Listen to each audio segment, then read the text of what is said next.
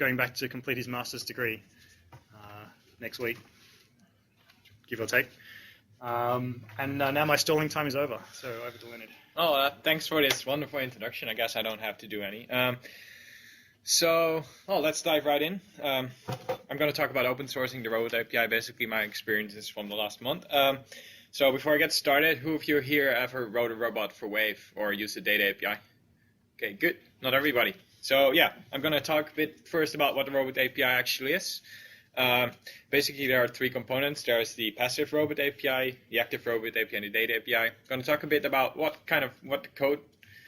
code we reused from production, the challenges we had to make it work for the open source server. I'm going to talk a bit about the implementation, not too much code details. I'll be here all week, so if you really want to get into the code and you're one of the people who signed up for the coding sessions on Thursday and Friday, feel free to ask me anytime. Let me hook up my power before my screen turns off. Here we go. And then I'm going to give a demo of all the three different parts of the API. And I'm going to talk a bit about the work that's left to be done. So let's dive right in with the passive Robot API. On the left side, we have a wave on which a user does something, like add a robot to it. The server gets this operation from the user, and then it knows the address belongs to a robot, so it sends this event encoded in a JSON as a post request to the URL of the robot. The robot then does some processing. It wants to do something to the wave. Things that it wants to do, it will encode it in JSON again. It will send it back to a server. A server will make operations from these JSONs and will apply it to the wave, and the user will see that the robot has done something. And this is called passive because the robot itself is not instigating this operation. It's the server who is calling the robot. So if we take a look at the active Robot API, it's actually the robot. It's just sending us the JSON to the server, and then the server will apply these operations. But someone who's quick might have figured out, like, how do we prevent someone from just cheating and pretending you're someone else? Well, we use something called OAuth. So during registration, we'll hand out a security token to the robot, and the robot will use this to authenticate to our server. And so we know that it's actually the robot that's trying to send these operations, and we can safely apply it as being this robot participant. And then there's a third part of the API work, which is called the Data API. While robots are actually considered real participants, the Data API is actually something that allows you to apply operations as someone else. So basically, I can log in, I can have any program log in as me and act as me on the wave. We use three-legged OAuth for this. Now that I've given a quick overview of what the APIs actually are, I'm wondering if there are any questions about it. Okay, seems like we're good. So I'm going to talk a bit about, oh, there's one question in the back.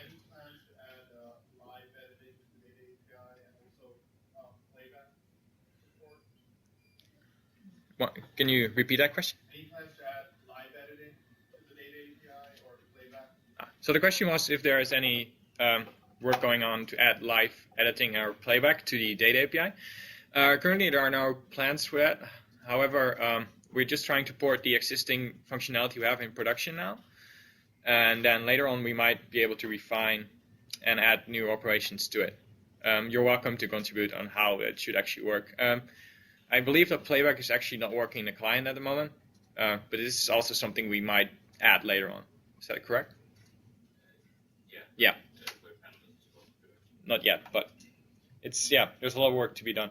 Okay, let me talk a bit about what kind of code we use from production. Well, our production servers scale pretty well, so there's some code we of course cannot use.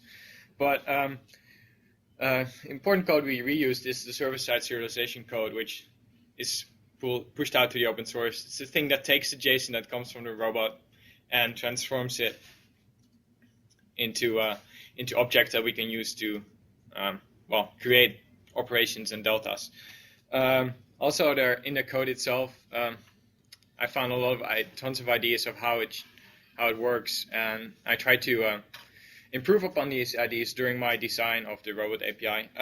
Something where we could not reuse because we have a slightly different view on waves internally is the event generation, so we had to write that from scratch. That's why not every event is yet supported.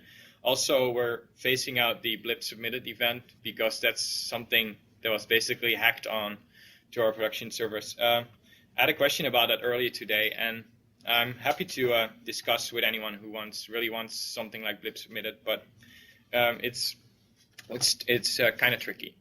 And also something that I've learned while making the robot API work is actually that something that software engineers here might take home with them is that if you want your code to be reusable, you should think about what types you're passed around. I found that the code that we were using was actually passing around the internal view of our wave, like the special class we have, and well, it actually did not need any of the functionality that it offered. So do not just use the deepest type in your hierarchy when you're writing code. Think about whether you actually need it or not. So now that I've talked a bit about that, I want to talk a bit about the challenges I've faced, and I think the most interesting ones lie in the passive API, because if you have the passive API covered, you also have a large part of the active API and native API there, except for the OAuth part. So I'm going to talk a bit about how and when to generate events for robots. Should we treat all robots equally, and what kind of guarantees can we give to robots? Also, some interesting questions came up when we tried to figure out how a server will know who's a robot. Since in production we actually end all the robot addresses with appspot.com, so that gave it away to us. But in this case, we find that robots should be able to be hosted anywhere. So when Wave was first launched, robots could only run on App Engine, and since we're out in the open source now, and robots have been liberated actually during the last Google I/O, we really want to retain that capability of just being able to host it on any web server that can speak HTTP. Also, robots should not have to be registered at every public server. We have federation for a reason. So we came up with the following idea that robots will register for an address at the on the domain the web server is serving on, like the example.com domain. So if I register robot at example.com and I add this robot to my wave on example.com, the server just handles it locally, which makes sense. And also adding robot at example.com to acmewave.com, if acmewave is federating with example.com, should basically be handled by the federation protocol. And so in allowing this, we actually have enabled federated robots, and it's actually working. So I'm quite pleased about that. So now that I've talked a bit about robot registration, I'm going to dive into how actually the passive API works. We've heard a bit about the Wave bus before.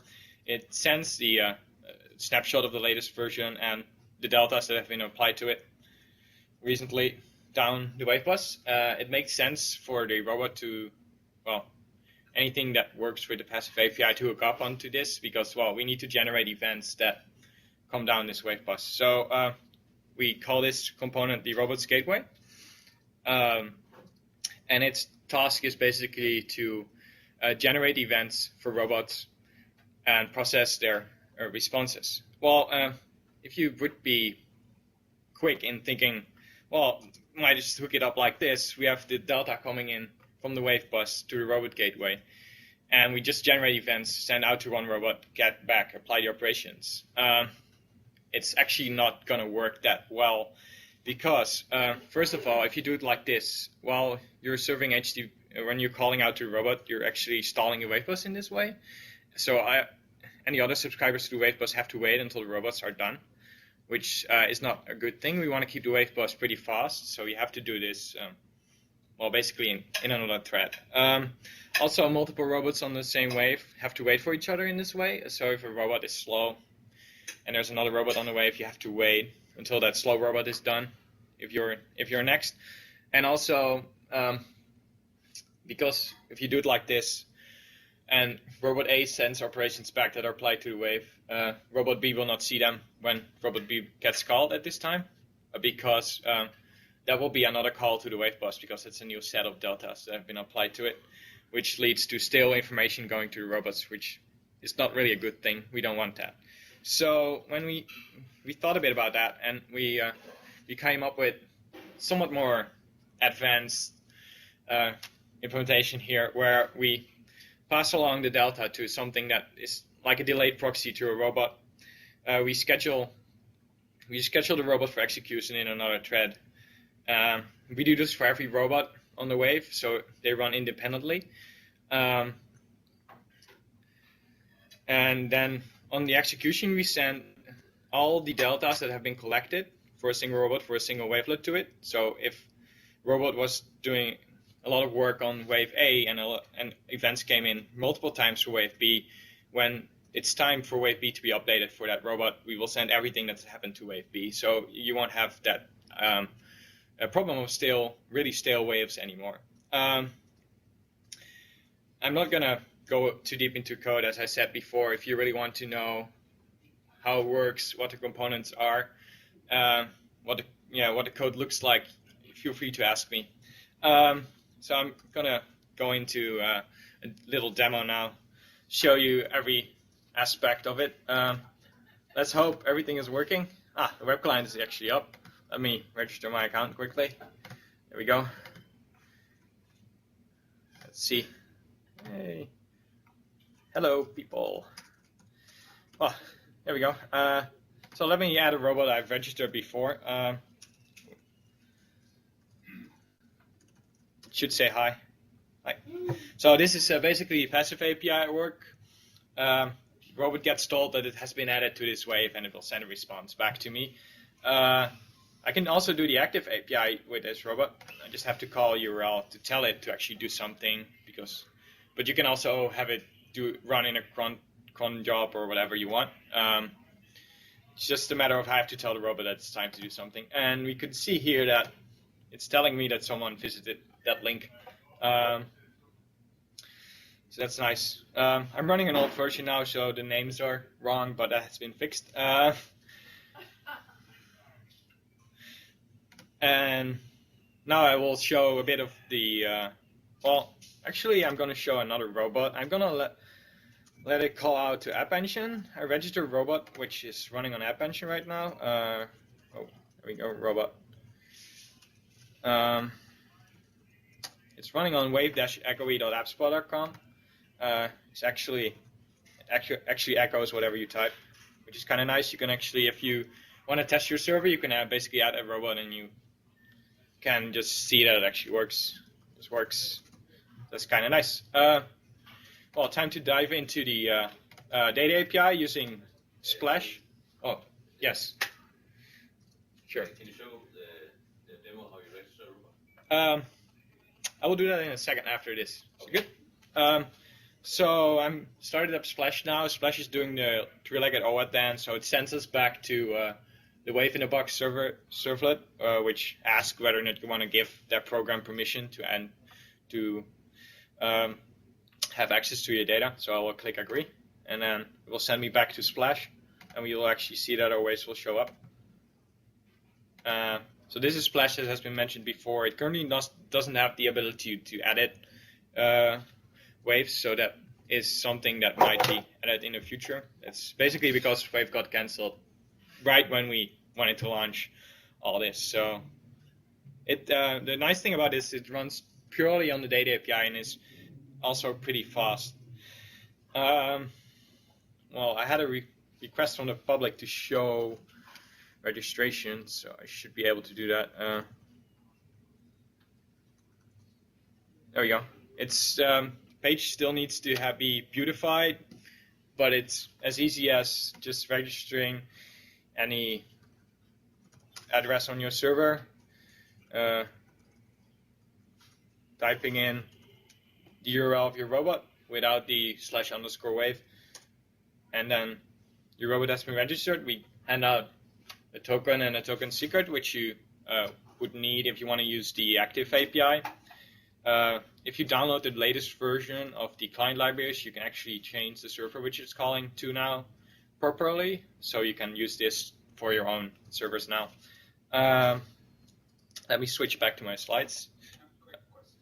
Yes. Does that imply the same robot could be registered under different addresses for different servers?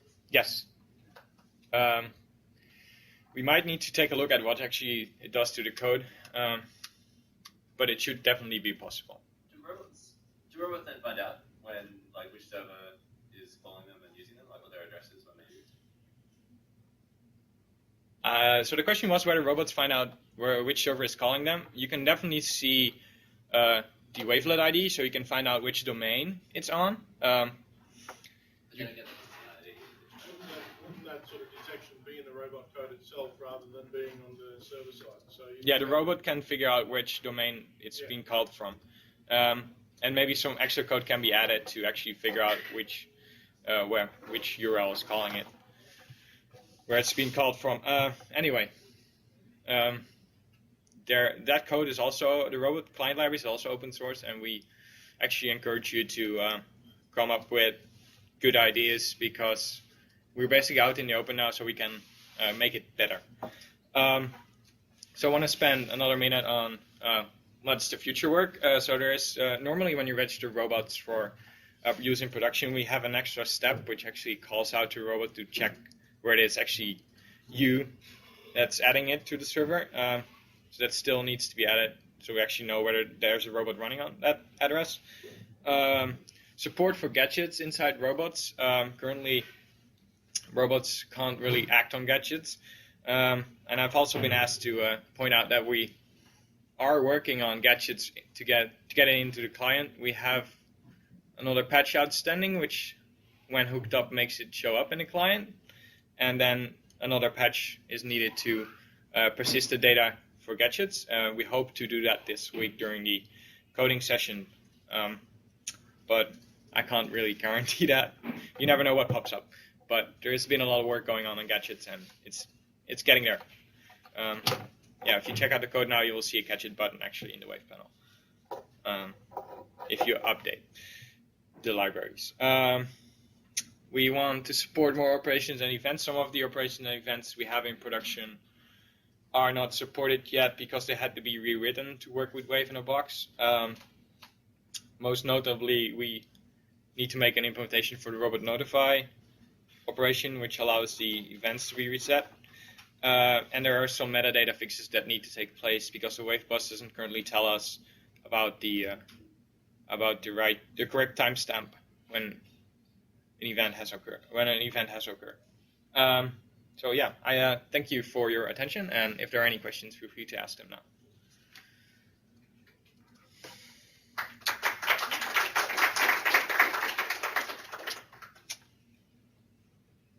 Do you have any documentation for setting up robots on external servers? What do you mean by external servers? Well, say I want to host robots on my server and farm them out to whatever. How do I go about actually setting up the robot on my server? What do I need to do? The question was whether is there any documentation on setting up robots on your own server. I believe that we have an API page for that on code.google.com. Right. So the original documentation which is used for production servers should also work for your normal robots. You just need to change the URL that it needs to call to for the active API. That's basically it. Any other? I saw a question right there.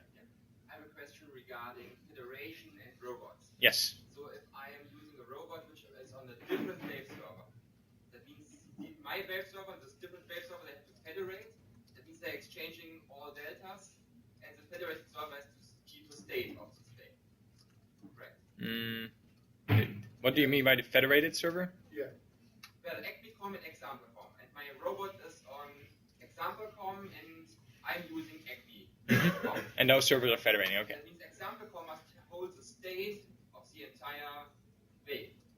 Yeah. Now, when I'm using, let's say, a translation robot, it would kill my wave server because this translation robot could be used by many persons around the world, but all of the waves, including all of the history, has to be stored on my server. That runs the translation robot. Sorry, but if you're just using the robot, why wouldn't you register it on your own server as opposed to using it through a federated server? But that was the point, that I registered somewhere and then everybody can use it from somewhere. But the idea is, If servers are federating, yes. but you registered robots on multiple servers. But nobody will do that. So on the typical user, he will learn, so I have translation service at translate at equity.com. You can program your robot to actually block out waves from other domains, basically. If you you just take the wave ID you get when events come in, and if it's not on the domain you want to serve on, you just don't do anything. Okay, you can deny it. That saves some My time. the robot API was it's a stateless solution. So you get an operation in, you make a decision, you set an operation out. That's the robot, yes, and the federated waves will actually be stored on the wave server, not in the robot. Yeah. My whole point is you cannot really offer a robot service to others because it makes your hard disk run cold. No, but I think you're going I to get... think we could take this discussion off this presentation because it's probably dragging along. So I'm happy to talk about that. It sounds like something that might be a problem. Any other questions? Guess not. That's. I think it's time for a break now. Am I right? I guess just before. So we've been building through the content, which has been really good. Are there any questions on the wave, by the way? Not that I saw. Okay. Pamela's put up how to set up your robot stuff. So.